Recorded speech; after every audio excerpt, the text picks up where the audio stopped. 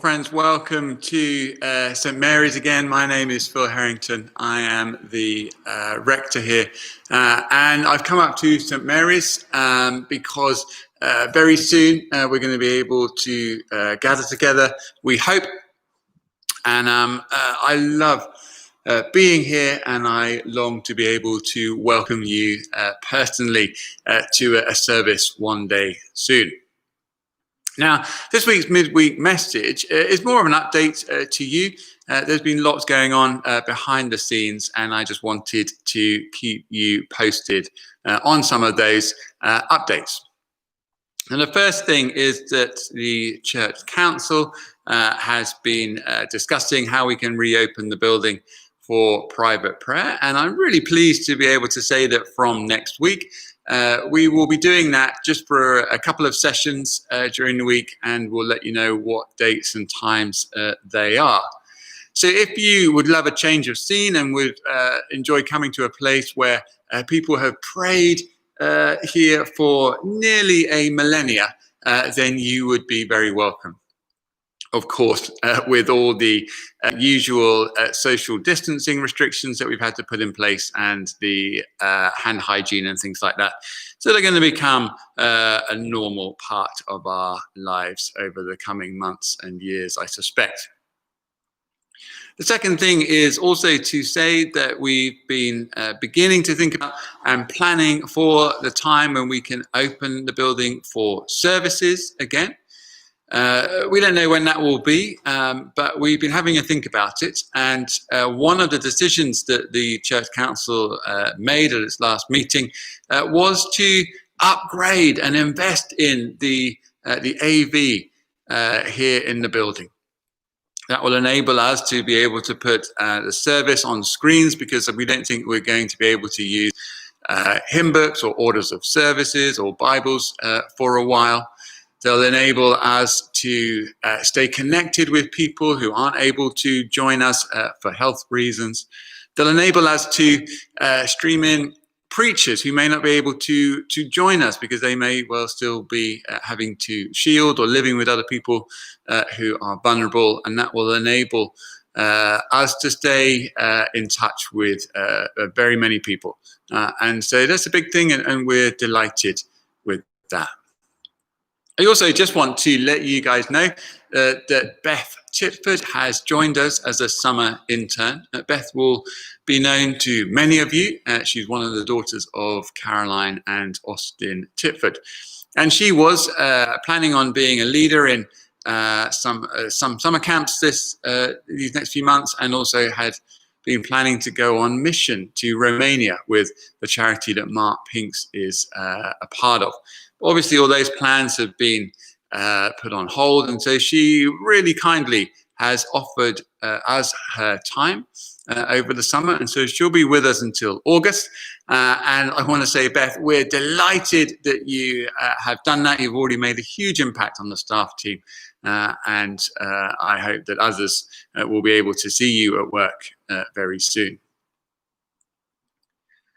Now, when the Church Council met last week, I gave an opening thought, and I shared from Acts chapter 10, where Peter realizes that God has done something that he wasn't expecting.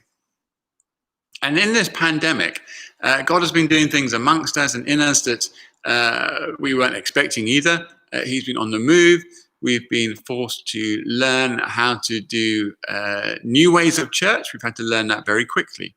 And though we don't know what the future holds, one thing I do think is that we're not going to go back to exactly what we were doing in the past.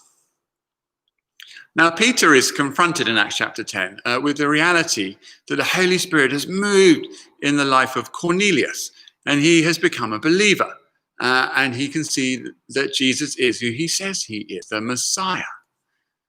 And as Peter is reporting all this back in Jerusalem to the apostles, he comes to this conclusion. He says, "Who was I to oppose God's work?" Who was I to oppose God's work? And one of the funny things is it's actually quite easy to oppose God's work. And one way is to try and say that the way things were is the way things should be. It's very easy to start new ministries. It's much harder to stop doing things that we may have been doing for a long time. And in this lockdown, we have been forced to stop. But actually, we found new ways of doing church. And that's ways that have challenged me and made me feel uncomfortable at times. But it's really important that when God is on the move, that we don't try and oppose him, but we join in and see what he is up to. There's some great verses in Isaiah chapter 49 where God says, "See, I'm doing a new thing among you. Can you discern it? It's springing up. I'm making a way possible in the wilderness." And so we will need to have courage, to be brave, to embrace the opportunities that God has brought us. And so I'm still longing for the day when we can physically meet in this beautiful building. I can welcome you and we'll be together. We might be together, but socially distanced, but there'll be a time when we are together, and that could be soon.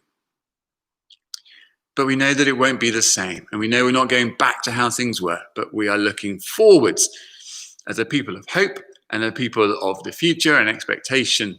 And so we will be doing that all together. And I'm excited, a little bit daunted, of course, but excited about what the future holds. So there's a few thoughts for you. This midweek message, we're going to reopen for prayer. We're going to be planning and are planning to reopen the building for services as soon as we think that it is safe to. We're delighted to have Beth with us. And we're excited that God is doing a new thing amongst us. And we're going to embrace that and follow his work and see what he will do. So thanks for listening. Enjoy the sunshine, enjoy the warm weather, stay safe, and we'll see you again very soon. Thanks for joining us.